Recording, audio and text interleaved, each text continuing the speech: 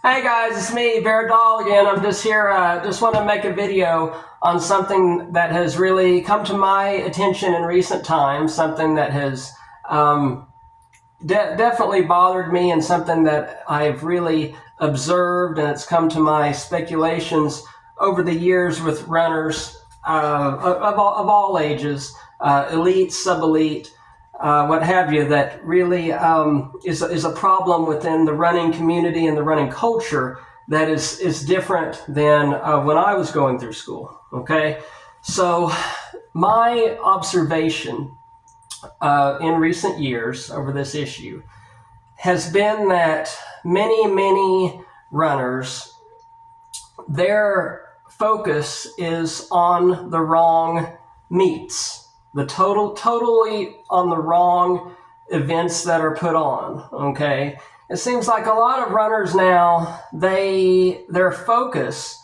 is on these national shoe meets that are put on. Okay, New Balance Nationals, Brooks PR, Reebok Nationals, what have you. You know, when I was going through school, those did not exist, people. Okay, you know, in my time, we had what was called the Great Southwest Classic, and it was in Albuquerque, New Mexico. And if you were a state champion, state runner-up, one of the top runners in your state, you got an invitation to that. And it was, you know, it was an extracurricular deal, you know, where there's a few college spectators there, a few recruiters there, sure, but it's those were not prime time focuses. Okay, now there's all these different ones, and I have big problems with that. For one, if there's several different ones from Reebok Nationals and Adidas Nationals, then which one is the one real national? Can somebody tell me that? Okay, which one is you do whatever one you want to do, then which one is the real national champion? Next, my big complaint with it is these kids, you know, these people of whatever age, they don't focus on their state meet. And their focus is on these shoe competitions, extracurricular, non-state sanctioned events that they don't even win their own state. And come the time the regional, mid-state and regionals and state comes around, they don't even perform well at their own state. So here's the deal. How can you call yourself a national champion if you weren't even a state champion and you didn't even perform well for your own state? You have to perform well for your own state. So, you know, guys, your coach is paid to train you and coach you for state-sanctioned events, the OSSAA events, state-sanctioned, state athletic, state high school athletic association or college athletic association events. That is what he's paid to do. He's not paid to coach you for these outside meetings and events that are not state school sanctioned. So, you know, guys, give him a chance to do his job. Let him do his job. Let him do what he's being paid to do, what his occupation is. Give him a chance and give yourself a chance by focusing on the state meet and when it counts. And apparently now the state meets don't count. Apparently now everybody's focused on these shoe meets. Okay, and that's very sad. So you know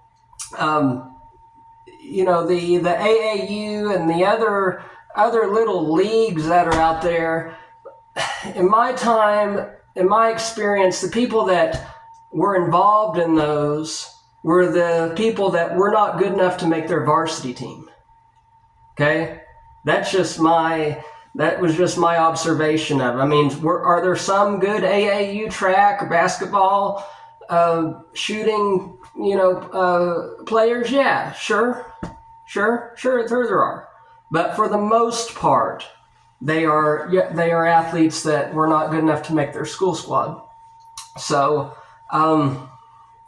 that's, to me, that's very unfortunate and sad for the coaches that they're putting they're being paid to coach their athletes to win a state championship, and their athletes' focus aren't even on that. They're on these non-school related extracurricular meets that are put on by a shoe company. That is, I don't have any problem with them doing it, but I have a big problem with their focus not being on what their coach is being paid to do. Okay? So,